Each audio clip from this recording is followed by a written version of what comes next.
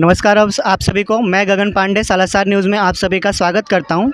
मित्रों, आज हम हरिया पार्क में अम्बे माता मंदिर में पिछले 7 दिनों से चल रहे श्रीमद् भगवत कथा में आए हैं। आज उसका समापन दिवस है और आज हम व्यासपीठ पर आसीन महाराज जी से कुछ सवाल पूछेंगे। महाराज जी, ऐसा कहा जाता है कि जैसे जो त्रेता युग है, द्वापर युग है, उसमें कई सालों की तपस्या से जो पुण्य मिलता है, कलयुग में सिर्फ राम नाम से पुण्य मिल जाता है। तो ऐसे में भागवत कथा का क्या महत्व है?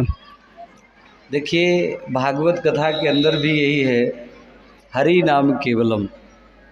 राजा परीक्षित के पास जब कलयुग की मुलाकात होती है तो कलयुग ने स्वयं कहा था कि अनेकों युगों में जो योग में, यज्ञ में, जप में, दान का जो पुण्य है, वो कलयुग में केवल अगर लोग यज्ञ ना करें, पूजा ना करें, कुछ भी ना करें, केवल हरि नाम ले, नाम संकीर्तनम यस्सो सर्व पापो प्रणाशनम।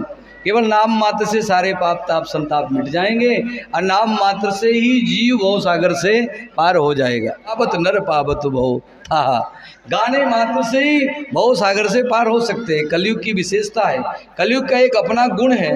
कलयुग के पुनीत प्रतापा मानस पुण्य होए नहीं पापा।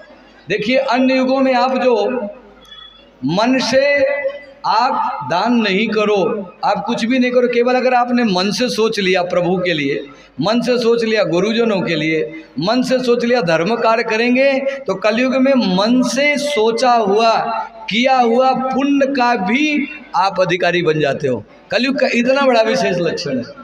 महाराज जी, एक प्रश्न ऐसा है कि आजकल देश में बहुत सारे ऐसे कथावाचक हैं जो व्यासपीठ जो है हमारे देश में बहुत पूजनीय माना जाता है, पर व्यासपीठ पर बैठकर सेकुलरिज्म का प्रचार ऐसे बहुत जगह देखा गया है। तो ऐसे संतों के लिए आप क्या कहना चाहेंगे?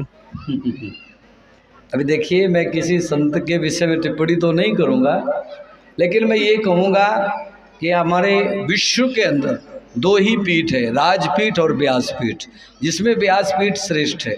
व्यासपीठ पर बैठ करके ऐसी भाषा का उपयोग न हो जिससे लोगों के मन को ठेस लगे। व्यासपीठ से वही बताया जाए जिसे लोग अपनाएं और अपने जीवन को सरल करके भगवान तक जुड़े। माताओं बहनों को लेकर जो अपराध चल रहे हैं, हमारा धर्म जो है, लोग धर्म विमुख हो रहे हैं, तो ऐसे में आप समाज को क्या संदेश देना चाहेंगे?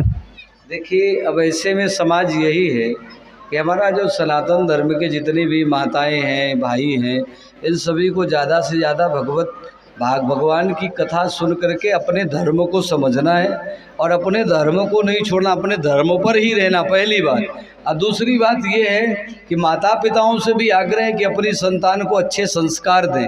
अगर माता पिता संस्कारहीन होंगे तो बच्चे तो बिगड़ेंगे ही, पर तो माता पिता संस्कार से रहें और अपने बच्चों को संस्कार दें। पढ़ाई लिखाई के साथ साथ उन्हें भागवत की कथा, राम कथा, शिव कथा आदि जो हमारे सनातन धर्म के आदि आदि ग्रंथ हैं, इन ग्रंथों की कथाओं के माध्यम से उन्हें जोड़े, ताकि उनके जीवन में राम कृष्ण के प्रति प्रेम हो। राम जी ने अपने जीवन में ये किया तो उन बच्चों पर, माताओं पर, बच्चों पर या बेटियों पर, माताओं बहनों पर भी ये ज्ञान हो कि राम की एक माँ कौशल्या थी, वो कैसी थी अपने राम के लिए, अपने बेटों के लिए, और एक बेटा राम था जो अपनी माता पिता के लिए क्या था। ये सारे आदर्श राम कथा और कृष्ण कथा अपन सुनते हैं तो ही पता चलता है। अगर इन कथाओं से जुड़ेंगे और अपने आप को बदलने के लिए बस एक ही सारे संत की शरण पकड़कर भगवान की कथा सुनने के बाद भक्तिमय हो करके और अपने जीवन को बदलना, जरूरी नहीं कि भक्ति के पीछे आप कहीं घूमने ही है। भक्ति में आप समय इतना दीजिए जितने आपका कल्याण हो जाए। जरूरी ये नहीं कि आप पूरा दिन घूमते रहिए, एक घड़ी आधी घड़ी आधे में पुण्याद, अपना कार व्यापार परिवार को लेकर के चलना है और परिवार को एकत्रित करके सुमति बनाना और आपस में सब मिल के रहें, कोई एक दूसरे से अलग ना रहे, कोई विलग ना रहे और सभी लोग एक हो करके परमात्मा की भक्ति करें। देखिए, सत्संग ही, ज्ञान ही व्यक्ति को अज्ञानता से दूर करता है। आज हमारे समाज पे जो भी हो रहा है वो अज्ञानता के कारण हो रहा है। अब कहीं कहीं कोई गलतियां ऐसी है अज्ञानता के कारण कि जिन्हें हम समझना नहीं चाहते।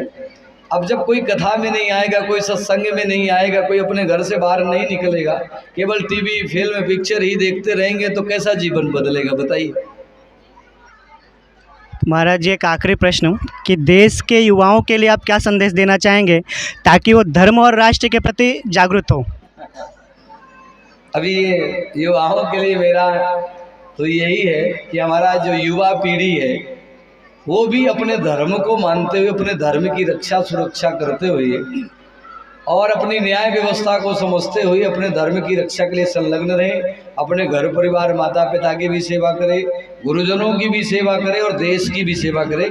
यही युवाओं से मेरा संदेश है। चलिए आज हम भक्तों से ये पूछेंगे कि 7 दिन का जो अनुभव रहा भक्तों का कैसा रहा और कथा से जो हमारे हरियापा का माहौल था वो 7 दिन तक कैसा रहा है।